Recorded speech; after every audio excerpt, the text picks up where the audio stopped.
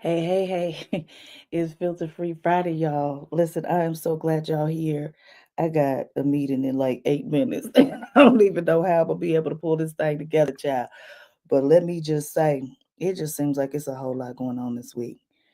I'm at my house, I got 10 inches of snow on Sunday. I was very grateful, won't it do it, that I didn't have anywhere to go until yesterday. But even when I got out yesterday, there was folks sliding, folk walking in the street because the sidewalks wasn't clear. I saw a car stuck off of US 71 highway. Oh, folk having accidents. It's a lot. Then, the state of California over here on fire. And I'm reading this book called The Many Lives of Mama Love. And I can't wait to talk to y'all about it because it is really just a massive empathy builder about being in prison, people with drug addictions, the reentry program once you've been in jail. It's one of the best books I've ever read. In fact, now I know why I'm actually exhausted. I stay up way too late listening to the Many Lives of Mama Love because I need my rest and I ain't been getting it. But that Chiefs game on Sunday, can we talk about that just a little bit? Most of my life, with the exception of the last few years, the Chiefs have not been anybody's playoff contenders. We would have really high hopes during the actual season, but not do very well in postseason. But that game on Sunday, it's interesting because I have not always understood football. I was a cheerleader, so I knew when to cheer, and when not to cheer. But that was the basics. In fact, most of the time when there was an error on the line. I never saw it, and it's fascinating to me because I'm starting to get to a point where I do see things and where I do know who players are, and not just the main players. But Sunday's game, where we scored 0 points and the Broncos scored 38 points, is a good indicator of the importance of defense. And I have been sitting with President Jimmy Carter's death because while it might go down in history that he was not a good president in terms of outcomes, I don't know what people think about him in that way. I've always been inspired by his leadership. Um, just in case you don't know, I don't know a whole lot about a lot of things, actually. People ask me all kinds of questions, honey. I'm like, I don't know the answer to that. But what I know the most about is actually leadership. And when you look at Jimmy Carter's life, especially the last 90 years or so. When you think about him as an adult, it's like this man was in the 70s telling us that we needed to address racial discrimination. He was in the 70s telling us that we needed to end mass incarceration. So coming on his death and then also reading kind of Mama Love and her talking about how the system, even as terrible as it was for her having a drug addiction, benefited her because she had white skin.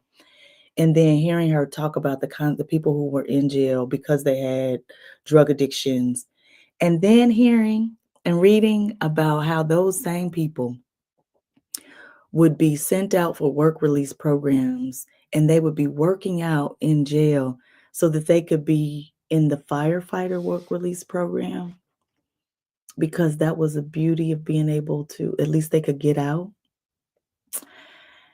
And one of my friends sent me a Forbes article that talks about the pay for firefighters in the work release program, and they make $5.80 an hour. So if they work a 10-hour day, that's oh, I'm sorry, $5.80 a day. Um, it's like 70 some cents an hour at the max. And when you think about that, and you think about that they don't have really good food, well, I know when I go to visit people in prison, there's just the vending machine. Sometimes they don't even have water. Your choices are soda and Bear Claws, and what does it mean for us if we ain't hydrated? Like we have so much data around what that looks like.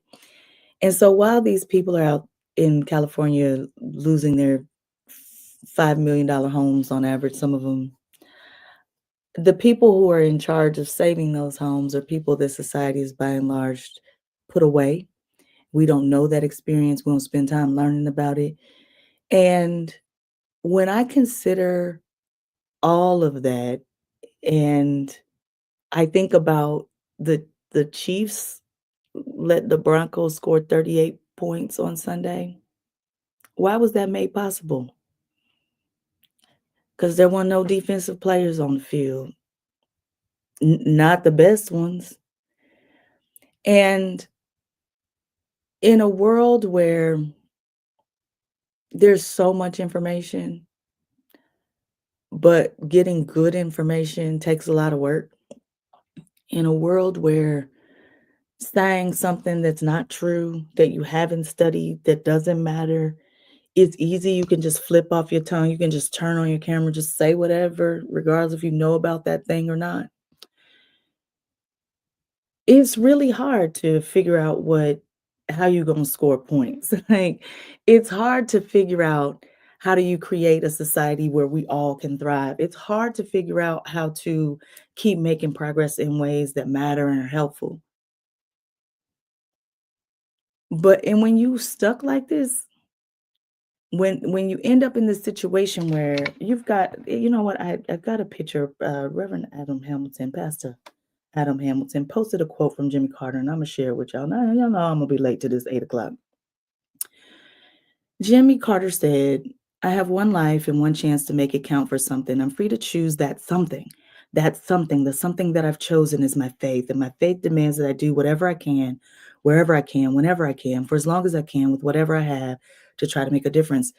This quote reminds me of Arthur Ashe because Arthur Ashe said it more succinctly. He said, "Do what you can with what do what you can with what you have.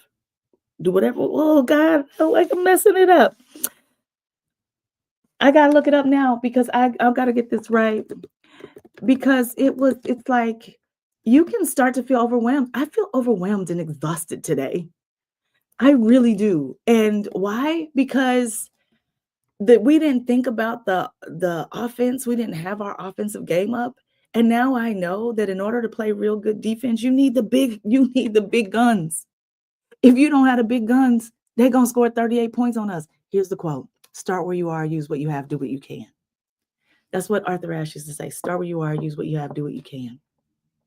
And so today, I think part of also why I'm overwhelmed is there's so much going on. And I spent time this week watching these documentaries about people who are imprisoned and who ain't even supposed to be there. The lady who wrote The Many Lives of Mama Love is the ghostwriter for Anthony Ray Hinton, who was on death row for 34 years for a crime he didn't commit. He wasn't even in the area. And when I think about all these things, what I realize is at any moment, all of this could be gone. And what do I leave in the world to show for it? And am I out here doing what I can, starting somewhere, playing offense, playing defense, doing something? Or are we just laying down, waiting to see what's going to happen when someone, regardless of if you supported this person politically or not, who does not value the basic idea that leadership and leadership presence is what signals to everybody else what is right and good. We got all this stuff happening, and we have never had somebody in the most powerful position who thinks the way he does about leadership.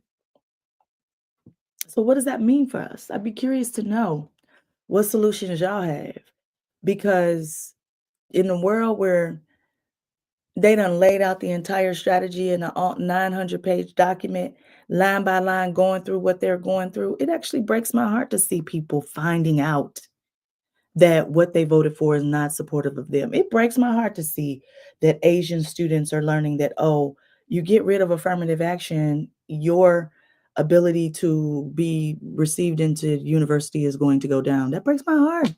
I'm sorry. That feels bad to me. It breaks my heart to see farmers going, learning that, oh, if you get rid of migrant workers, child, I got a meeting. I'm 2 minutes late. That if you get rid of migrant workers, you can only run your farm for like 2 more days. 2 days before you ain't got enough laborers to run your farm. This stuff breaks my heart.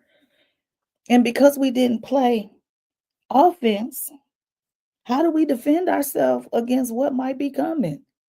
Because what I know for sure is that the 92% of Black female voters who showed up and said, we're going to vote against the things that some of us even agree with, because because we care about education, because we care about leadership.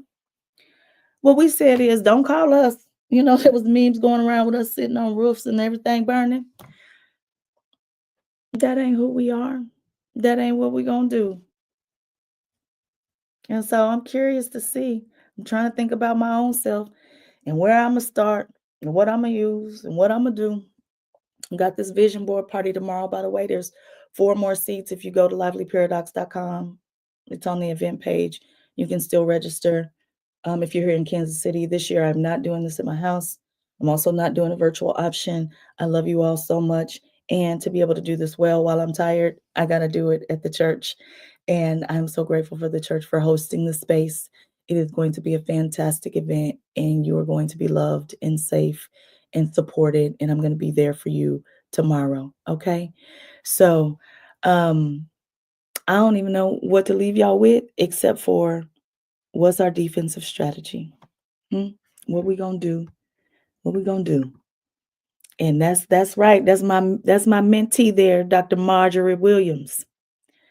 When we got a choice between right or effective, we're gonna choose effective every time. It's Filter Free Friday, y'all. We got work to do.